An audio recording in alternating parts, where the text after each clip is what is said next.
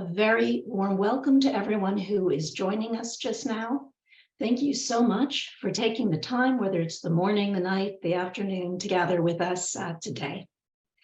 As a reminder, if you would like to hear the presentations in Spanish or French, please use the interpretation button at the bottom of your screen. And also, today's session, as always, will be recorded, and those recordings will be made available on the CGIAR SharePoint for colleagues who are unable to attend. If you encounter any technical difficulties during the webinar, please write to staff@events@cgiar.org. We have only 60 minutes today and a lot to cover, so colleagues will be standing by to provide answers to questions in the Q&A function on the bottom of your screen. The chat is also open. We have received many questions ahead of the webinar today, and we have used those to shape the agenda. But before we get started, I think it's very important to take a moment to express our sorrow and condolences for the people of Syria and Turkey following the recent earthquakes. I'm sure that I speak for all colleagues when I say that our sympathies are with those affected by this extraordinary tragedy, but particularly with any of our colleagues who have friends and family in the region. Shifting, in terms of our work, this year has already got off to a tremendous start. In January, we had our first successful external global event with the Dakar 2 meetings in Senegal, which I was pleased to attend with Professor Lindiwe Majeli-Sabanda, our new system board chair. We're delighted to have Professor Sabanda joining this webinar to share her vision and priorities. So please make sure to stay on for that highlight at the end of this hour. The focus in Dakar was on how Africa can unleash its food potential and also become a breadbasket for the world. We heard so much good feedback from partners about the important role that science and innovation will play in achieving that goal, and how pleased they are that one CGIAR is positioned to really step up to that challenge. Last month, we also welcomed the report of the high-level advisory panel on stakeholder engagement, whose recommendations are already adding value to our partnerships work. So that was a great start to the year in which we intend to put our science and partnership sharply in the spotlight. Last week, the senior leadership team met in person at CIMMYT headquarters in Texcoco, Mexico. This was our fourth set of in-person meetings as a team. Thanks to the work that has been done last year to come to clarity on our shared vision, including through the development of the Integration Framework Agreement, the IFA, which will be finalized very soon. This was a tremendously positive set of meetings in Mexico. There was a real shift in mindset from last year, with a real set of unified purpose and trust within the group. We defined our integrated matrix last year, and now we were fully focused on how we can make it work for all of us, moving from the what to the how of what needs to be done. And work is really well underway to develop our shared ways of working across an initial set of 9 business areas: research and innovation delivery, partnerships and the context of the HLAP report, regions and countries, communications and brand, resource mobilization, finance and operations, people and culture, digital and data, and legal and governance. So we've got people focused in each of these spaces to make it clear and easy to work in those areas. During the 4 days that the leadership team met in Mexico, we agreed to take very concrete steps toward integration. And earlier today, I shared a joint message from the senior leadership team that articulates our vision for the integrated partnership and shares our key objectives, those that will help us deliver this. I encourage you all to read that email and the linked document to see how we're moving toward an integrated and high-functioning One CGIAR. I know that many staff have been waiting to see the benefits of One CGIAR and integration, and I really thank you for your patience and your continued commitment. There will be, have been, and will be many challenges along the way, but we are making real progress, and the senior leadership team has clear vision and concrete objectives moving this forward every day. Let me take this opportunity to thank CIMMYT's Director General, Bram Govaerts, and all his colleagues at CIMMYT for their incredible hosting, not just of our senior leadership team last week, but also the system board and the board chairs network met there as well. Some of the highlights of the week were the meetings that we had with farmers, with CIMMYT stakeholders, partners, and CIMMYT staff that gave us insights into the impact that our work has. We recently said goodbye to a number of longstanding members of the senior leadership team as they retired, including Jimmy Smith, our DG at ILRI, Sinkinga Nitaranja, our DG from IITA, and most recently Carmen Bennett, who left the system organization after 8 years leading the governance and assurance functions. These changes, while sad, mean that this year we have the pleasure of welcoming and introducing some new colleagues to the senior leadership team. You will have seen announcements. Dr. Simon Heck was recently appointed Director General SIT and Senior Director. Rutger de Witwijnen joined recently as our Director for Legal and Governance. And we're delighted to have joining us today, Dr. Simeon Ehui, whose appointment as Director General IITA and Regional Director Continental Africa was announced last month, and also Professor Apollinaire Jikeng, incoming ILRI Director General and Senior Director for Livestock-Based Systems. So let me wrap up with a few thoughts about where we are and how we hope the year will shape up. While there has been a lot of focus in recent years on transition and related governance and engagement, this year will be about refocusing on our science and delivery. This means enabling our scientists to deliver their world-class research, but also ensuring streamlined and efficient professional services. Our research and innovation strategy positions us extremely well for what the world needs from CGIAR. And our portfolio of initiatives is now already in its first report, reflect, and plan cycle. And we'll hear about that today from Sonia Vermeulen.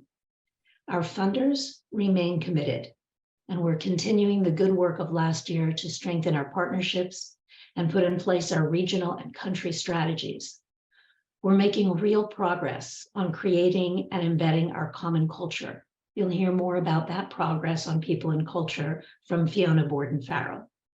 And we continue to use our voice as the world's leading scientific and innovation partnership on food, land, and water systems. So I'm deeply optimistic about the year ahead. And I want to thank all of you again for your commitment and energy that you bring every day to our mission. Let me turn over now to Lotte Peng, our Global Director for Communications and Outreach, to host the rest of today's event. Lotte, over to you, please. Thank you, Claudia.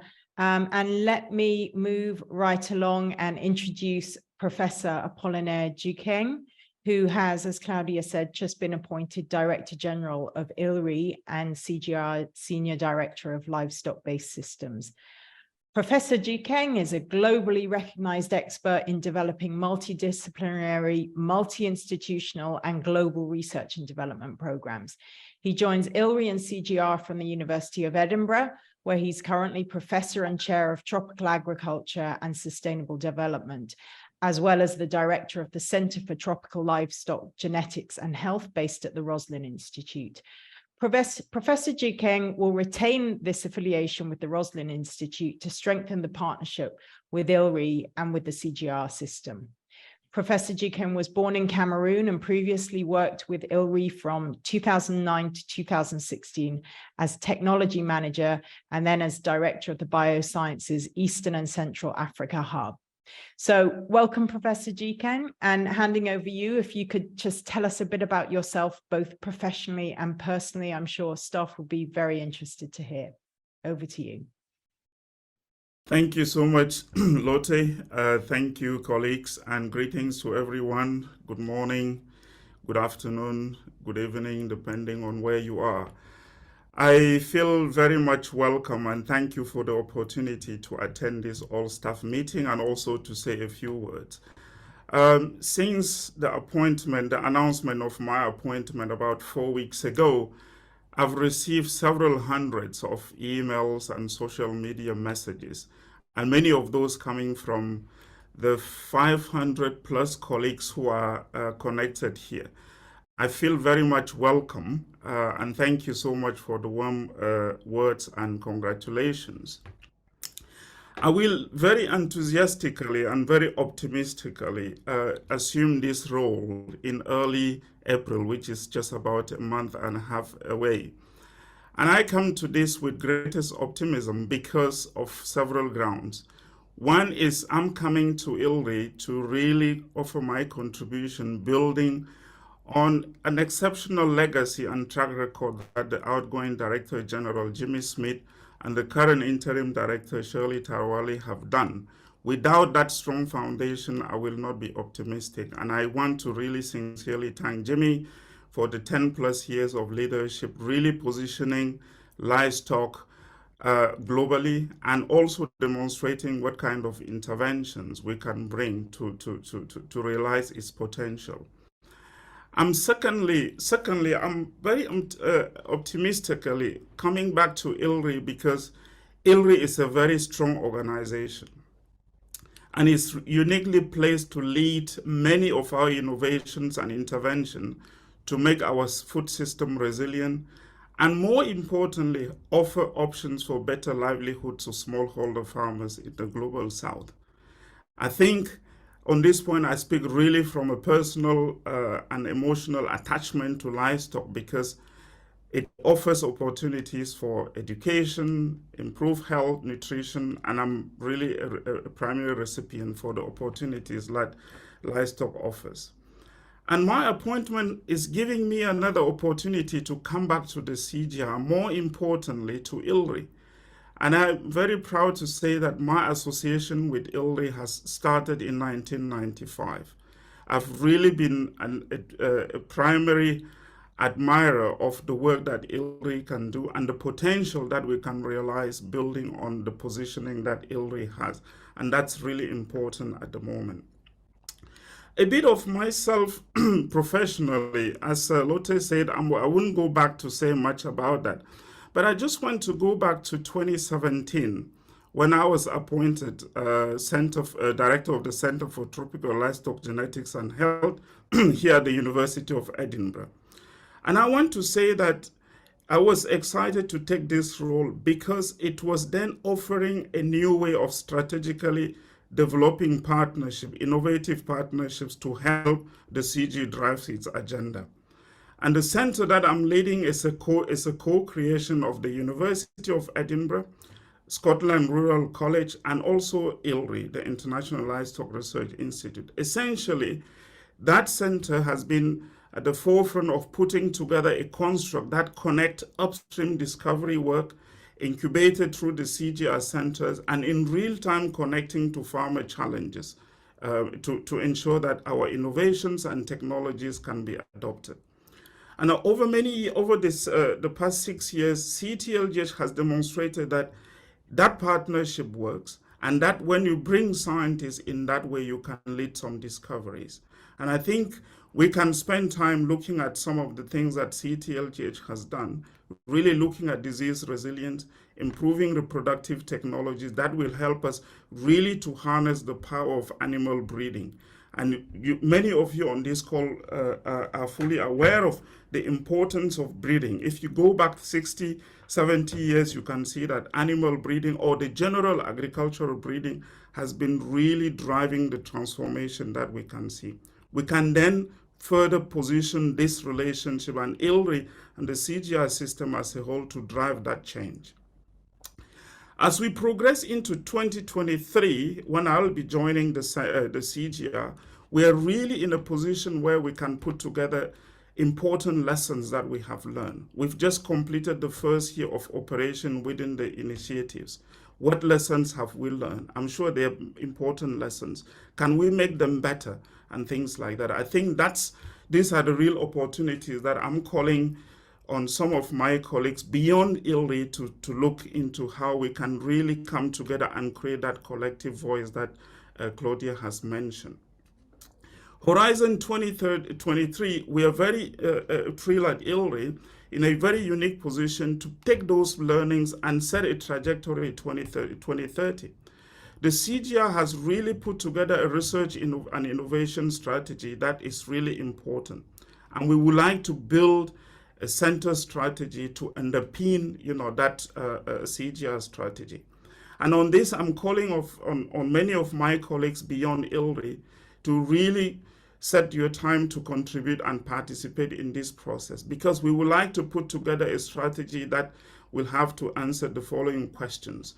What is the focus? What's the science that we would like to do? Claudia mentioned that this year is really the year for us to get our science out.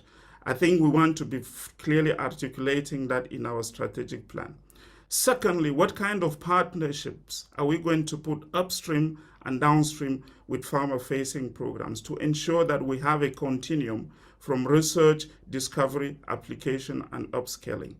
And three, we also want to put together, to answer the question, how are we going to position ILRI within the CGIAR system to help us, mobilize the resources and harness the resources, human resources and financial resources, to be much more efficient and work very strongly with our partners. So I'm really very optimistic and excited to take this role. And going back to the organization that I admire and the organization that has been a launching pad for me professionally, and also in some of the impact that I can claim. And thank you so much for offering me the opportunity to speak. And I'm looking forward to many more interactions in the starting April when I assume this role. Thank you so much, Lotte. Thank you, Professor Jikeng, for that really wonderful insight into the opportunities that you see as you take up your new role very soon. Thank you for joining us today. And now I'm going to turn to Dr. Simeon Ahui, recently appointed Director General of IITA and CGIAR Regional Director for Continental Africa. Dr. Ahui is a national of Côte d'Ivoire. He brings over 30 years of experience in agriculture and sustainable development to the role. He joins IITA from the World Bank, where he was Regional Director for Sustainable Development, providing vision, coherence, and focus for sustainable development in West and Central Africa. Before joining the World Bank, Dr. Ahui worked for 15 years at CGIAR, managing multi-agricultural research development programs in Africa and Asia for both IITA and ILRI. So welcome, Dr. Ahui, or perhaps welcome back, and thank you for joining us today. And please take the floor and share some thoughts with the staff as you prepare to take up your new role. Thank you. Mm-hmm. No, thank you very much, Lotte. I hope you hear me very well. Thanks also to Claudia, and I would like to extend my greetings to Professor Lindiwe's brother, CGIAR System Organization Chair. Good morning, good afternoon, and good evening to everyone connected. Following on what my dear friend and colleague Apollinaire just said, I am truly honored to join this town hall. On January 20th, so just a few weeks ago, it was made public that I will be the incoming DG of IITA, succeeding Dr. Sangiga, and Regional Director for CGIAR for Continental Africa. Needless to say that I'm excited to rejoin the CGIAR 20 years after I left. Many of you may know, others may not know it, but 15 years of my 30 plus years of career were spent in the CGIAR.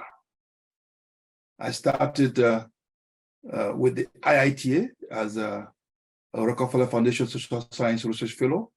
This was known, quote unquote, as the Young Professional Program of the CGIAR. And we are grateful to the Rockefeller Foundation for creating this opportunity. And then moved to the then International Livestock Center for Africa that became ILRI, the International Livestock Research Institute, after it merged with ILRAD, the International Laboratory for Animal Diseases, based in Nairobi in 1995. I was part of that process. In terms of education, I think I hold a PhD in agriculture economics from Purdue University. And as Lotte said, I'm currently regional director for sustainable development for West and Central Africa at the World Bank. That particular department covers agriculture, environment, social, urban, water, and all issues concerning regarding climate. I was also served as the director of agriculture of the World Bank, covering Africa, Middle East, and Eastern Europe and Central Asia. Before, again, the new reform came in and I moved to the regional director position. I worked as a practice manager with a focus on South Asia. I work on India, Pakistan, Bangladesh, Sri Lanka, Nepal, and Afghanistan, Bhutan for about maybe 7 years or so. And I also work and lived in Nigeria. Moving to IIT will be the third time that I will be living in Nigeria. I started there as a postdoc, as a Rockefeller Foundation Research Fellow, then worked there as a lead economist for the World Bank, and now I'll be moving back there again as Director General. I'm married to Mamu, who's also an agricultural economist, a PhD like me, and work for the World Bank. And we have two daughters, 26 and 28, and 18, sorry. 26 is working and 18 is at the university. And just want to say that working for a crop center and a livestock research institute, as well as the IFI, like the World Bank, gave me really a good opportunity to have a 360 degrees view of the development world, which I hope to be able to bring to bear in this new responsibility that have been given to me. I want to say that I'm rejoining the CGIAR at the moment when the world is concerned about food security and the associated impact of climate, especially in Africa. Let me give you a few numbers. After a long period of improvement between 2020 and 2013 or so, the hunger has worsened substantially, and most of this deterioration occurred recently between 2019 and 2020. Let me give you an example. The number of hungry people rose from 240 million in 2019 to 260 million in 2021. More than half of this increase is attributed to 28 million people in West and Central Africa and 17 million in East Africa. This is just the number for Africa, not to mention the other regions. For Africa, the hotspot concerned the Sahel, which is really being hit by the impact of climate, DRC, but also we have hotspots in Nigeria, Eastern Africa, according to a report by FAO and World Food Program. Now, what is the challenge?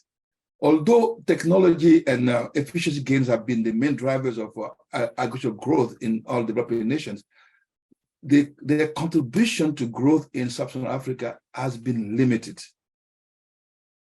While we see crop yields have increased to some extent, they still trail significantly those of the rest of the world. The average yield of cereal in Africa in 2020 was half that of India and a quarter that of China. So what does this mean? That in absence of transformation, the food security situation in Africa will get worse. And what will make it worse now is the impact of climate. The climate change will lead to massive changes in agriculture, in the agricultural suitability across the continent, with farming system, food production, and import dependency changing beyond recognition. It's a fact. And I'll spare you some of the numbers that you have. So without a focus on climate smart productive jobs in the rural economy, okay, what with youth will increasingly migrate to urban areas as a recurrent climate sensitive livelihoods become increasingly untenable due to crop productivity losses and water stress on pastoral and other livelihoods. But we need to be optimistic because of a booming market, especially the urban market. Urbanization, which is rapid in Africa, for example, is driving demand for food product and creating opportunities. We have $1 trillion food and beverage market opportunity, and Africa offers enormous potential for agriculture and food sector transformation. And today, the good news is that the environment is conducive to be able to really seize the momentum, okay, and take advantage of the market opportunity that the demand is creating. Just 2 weeks ago, Claudia mentioned it. I attended along with other colleagues of the CG, the Dakar 2 Summit on food sovereignty and resilience that took place from January 25 to 27. The good news is that about 34 heads of state and government in Africa attended the summit, the high-level roundtable. And they have agreed, they have resolved to finalize the development of the country food and agriculture compact that was endorsed. They also resolved to mobilize internal and external financing for the country food and agriculture delivery compact, and also increase national budgets to support the compact.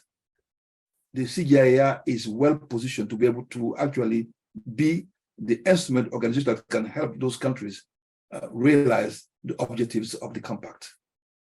The good news also is that the CGIAR has anticipated this and is reforming to be relevant to the need of today.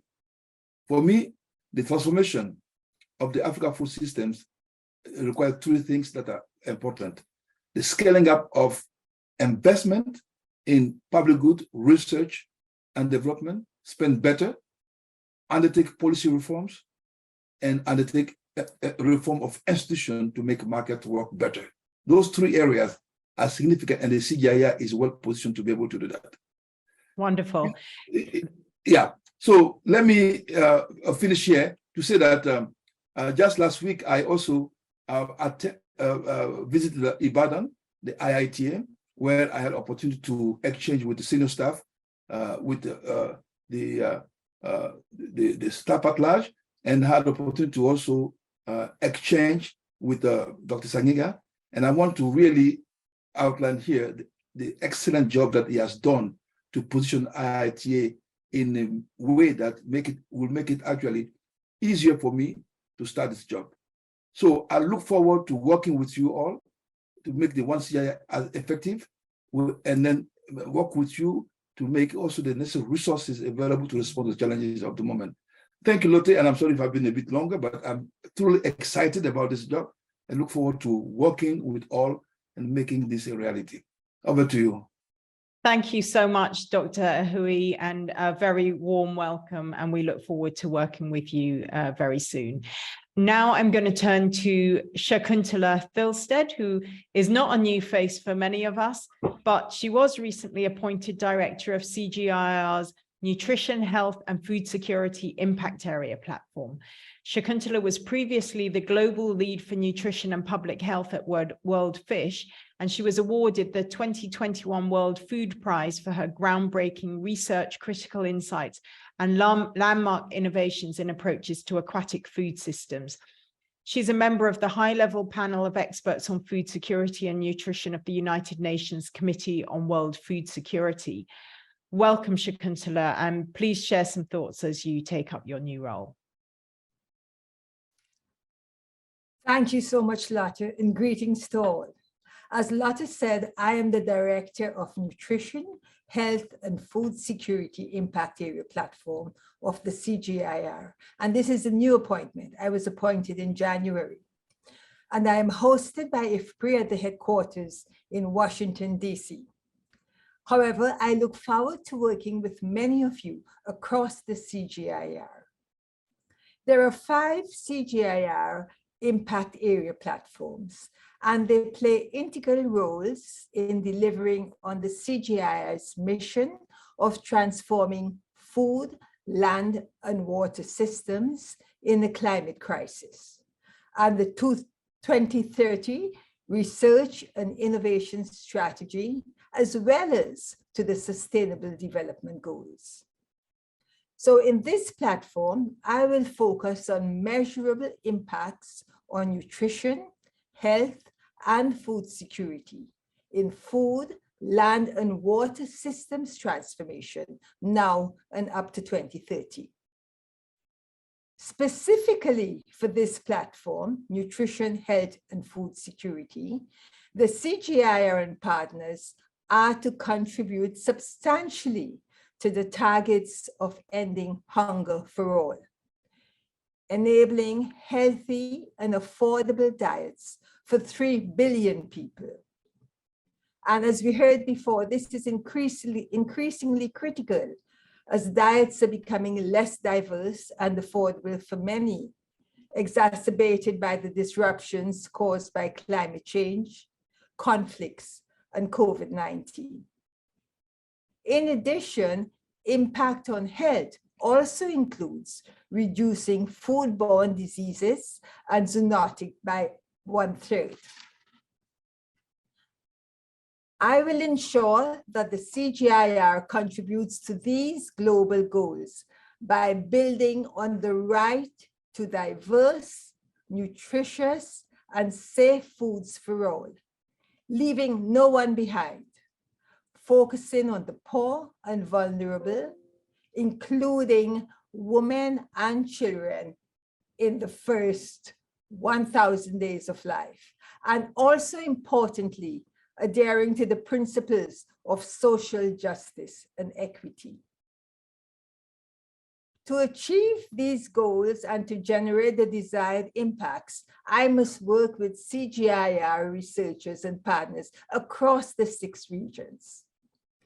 Let me outline 3 immediate pathways and 1 conference that I will focus on to kickstart the work of this impact platform. Firstly, I will develop a database of all our CGIAR researchers whose work delivers impacts on nutrition, health, and food security, so we all can better understand the linkages, synergies, and trade-offs to meet our collective vision. This database must, of course, be updated, and it will be valuable for all who are interested in the CGIAR's work on nutrition, health, and food security. So colleagues, please do reach out to me directly and I will soon find a way to have a comprehensive database of the researchers who want to work together with me in this impact platform. Secondly, I will have consultations with the CGIAR centers and initiatives to better understand their theories of change and how nutrition-sensitive approaches are and can be integrated in their work plans, research, and innovations to maximize impact. I will endeavor to do this by having regional workshops and developing collective actions to deliver on the projected targets. Lastly, to start off, I will position this impact area platform to develop and build capacity, working with partners at country level in novel ways so that we can deliver and measure our impacts. We must deliver new talents so that the CGIAR can contribute to ensuring food and nutrition security for all up to 2030 and beyond. One event that the Impact Area Platform is targeting this year is the Micronutrient Forum 2023 Global Conference.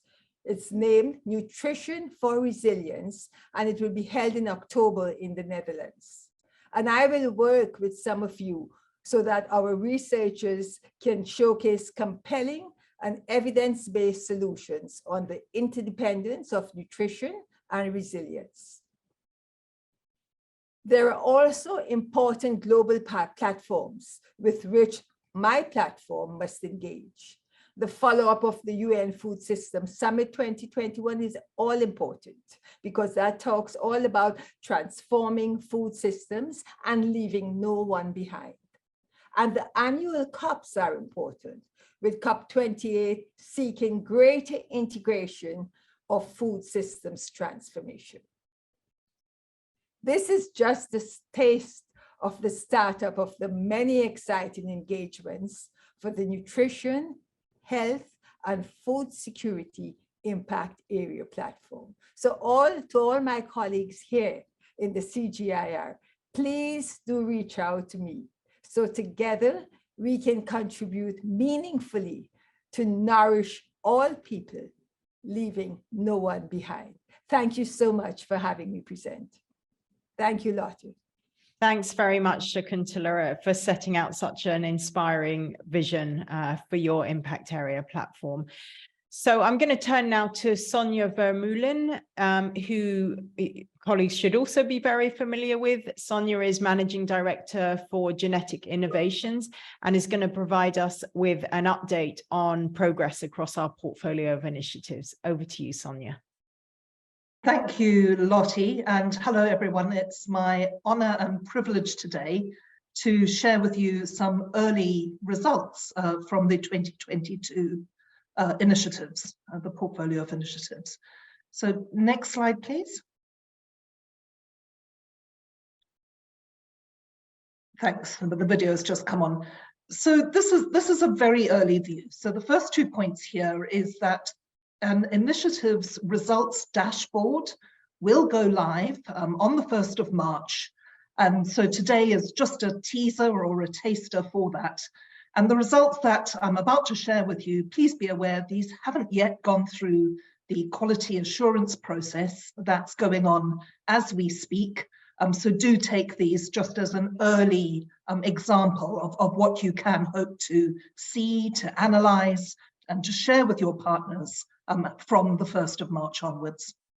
Next slide, please. So what we're seeing coming through are a large number of results from the initiative. So over 3,000 outputs, but also outcomes at the initiative level and at the action area level, as well as some early impacts. So this is credit to 2 things. So first of all, what we're seeing here is the initiatives working very successfully in their first year, despite late startups, partnership building and other things that had to be put in place first. It's also because these initiatives build on the strength and depth and continuity of scientific work in CGIAR. So these results we're seeing are building on many years in the CRPs and in bilaterally funded and Window 3 work. The other thing I'd like to draw attention to is that the earliness of receiving these results is also a huge credit to our teams. So this is due to the initiative teams in CGIAR and with partners, and also the support teams across centres that have made this happen.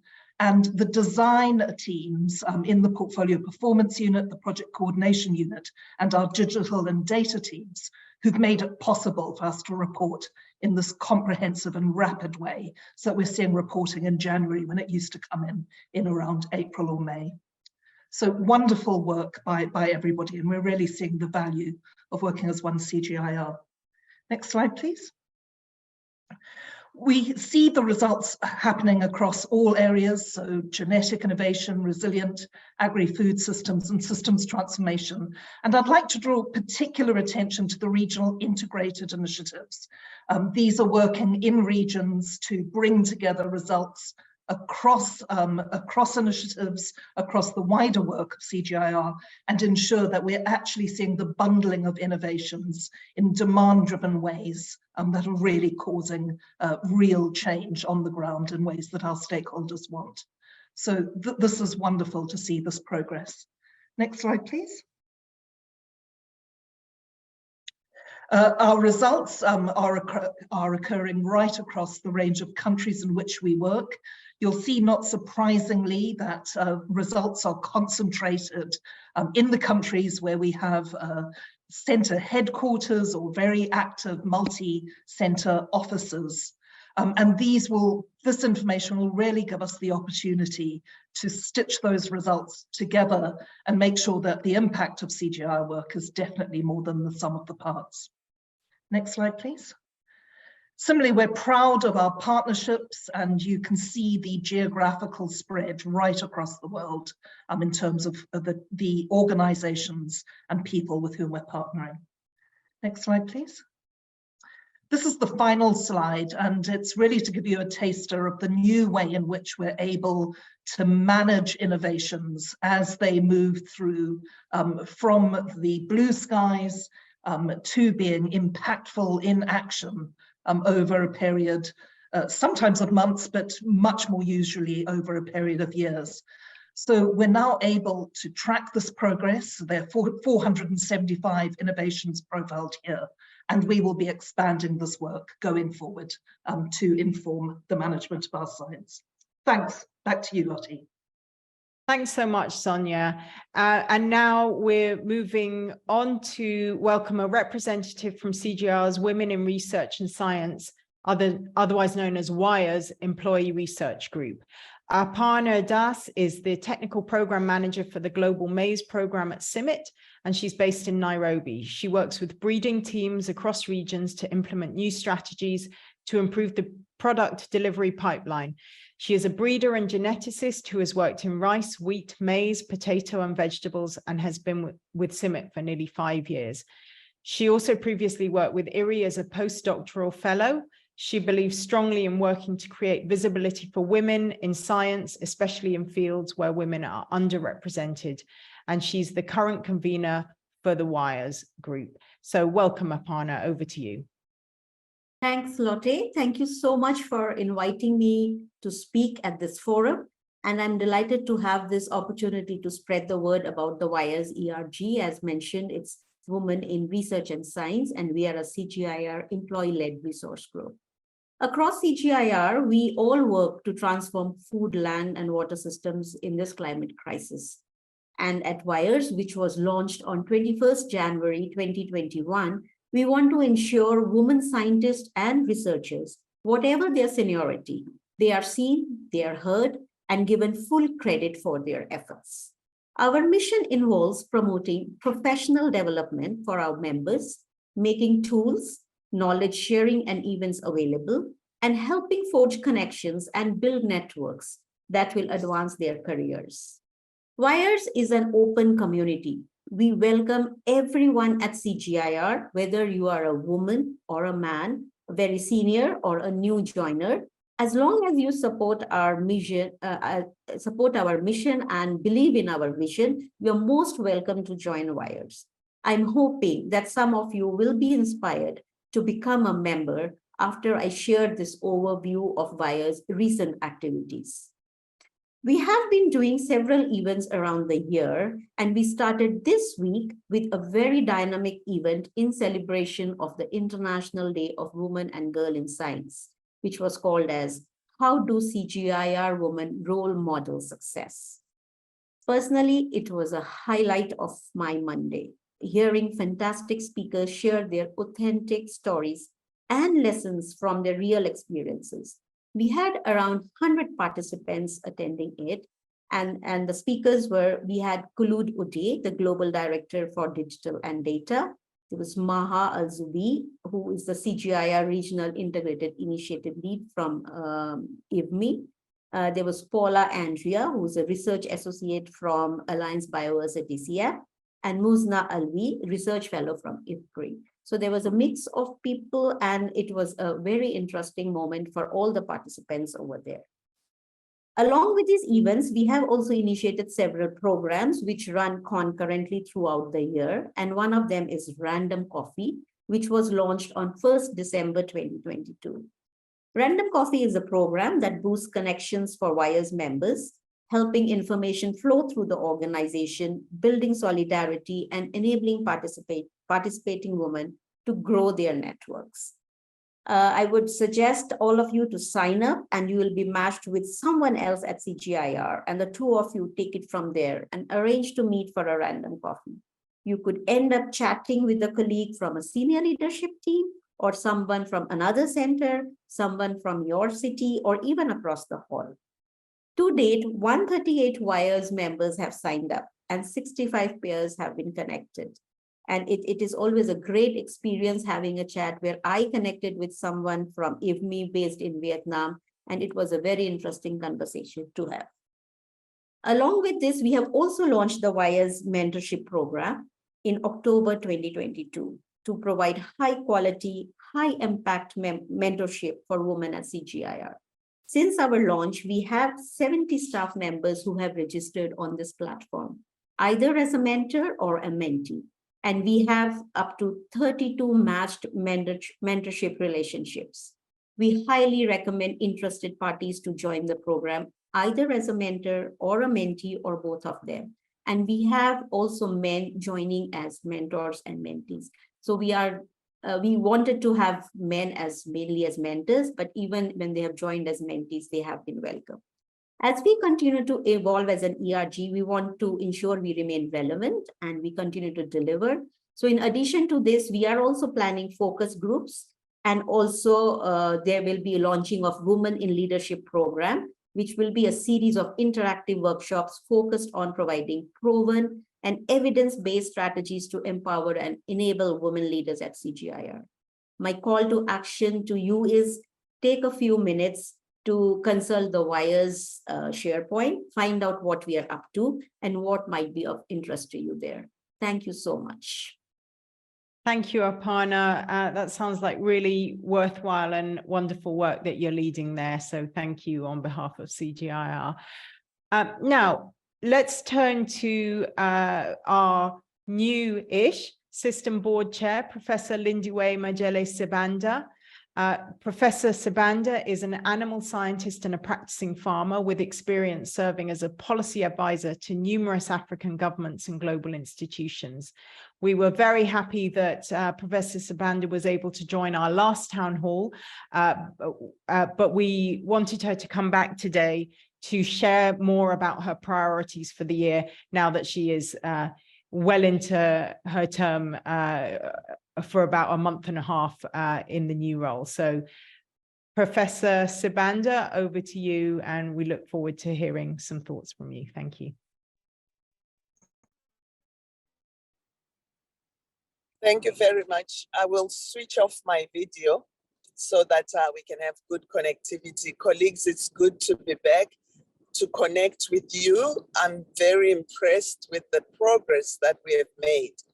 But as I start my term, I thought I should dream about the future we all want. So I'll run through this in about 5 minutes. If we get cut off, you will have the slides. Next slide, please. So what am I aspiring to do? I think it's really first start by our terms of reference. What are we being asked as system board to do? It's to provide dynamic leadership, governance, and strategic direction to one CGIAR. And most important, we are responsible for appointing and overseeing the performance of our executive management team. I'll skip and go to the next one. You should have that so that you hold us to account. Next slide, please. Next. So as system board chair, I have my own terms of reference. I'm appointed for a 2-year term. And I started dreaming about what is it that I would like to see. Number one, we need to enhance trust and transparency in one CGIAR. We need to establish rhythm and predictability of the change process. But most important, our core business is science and delivery. So we need to enhance visibility and impact of our core business, science and partnerships. Next slide, please. Now, how are we going to build this trust? First and foremost, we need to have a common vision. We need to have talking points where we all talk about the future we want using the same talking points. Number two, we need inclusivity. Diversity should be our strength. All our pain points must be addressed in-house.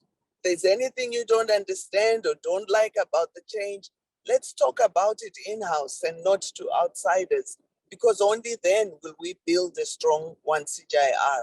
And finally, transparency, transparency, transparency. Let's break the walls that divide us. Let's make sure we are one family. Next slide. Now, I came up with 8 pain points that I've heard people talk about us, and it's important that we address this. Number one, my own system board needs to be effective. We are in the process of developing our own strategy of how we are going to go about addressing our terms of reference. But also, we want to know who we are, who we play with, how we play, and how we win together. So that is being worked out, and it should be ready in the next 2 months. But also we want to go on to number 2, to understand how we relate to the board chairs. I'm excited that whilst in Mexico, I was able to share with the board chairs my vision of us working together through board committees, where the board chairs from the centers become part of the system board team in addressing pain points and management services, those working committees of the board. There's been excellent reception for that, and we are working on a number of committees that will help us address the pain points, but most important, move forward. Now, the next thing is really about our core business.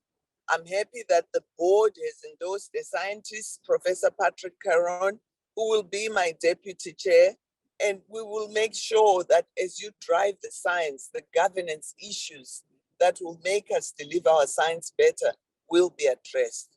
The fourth one is that we want a system office. We can't do without the one CGIAR system office, but it's got to be lean and effective, and we will look into that and help communicate that to our partners and to you, because that office is meant to serve all of us. Next is our relationship with the host countries. We need to do better. These are funders. They are providing us tax-free facilities. They are giving us land where we do our research from. We need to give them better credence and space in the system. Number 6, we all want to communicate and advocate for one CGIAR. We need the narrative for that. We also have our funders. We want to calibrate the relationship and understand how best we can work with our funders for the benefit of one CGIAR, but also to mobilize more financial resources.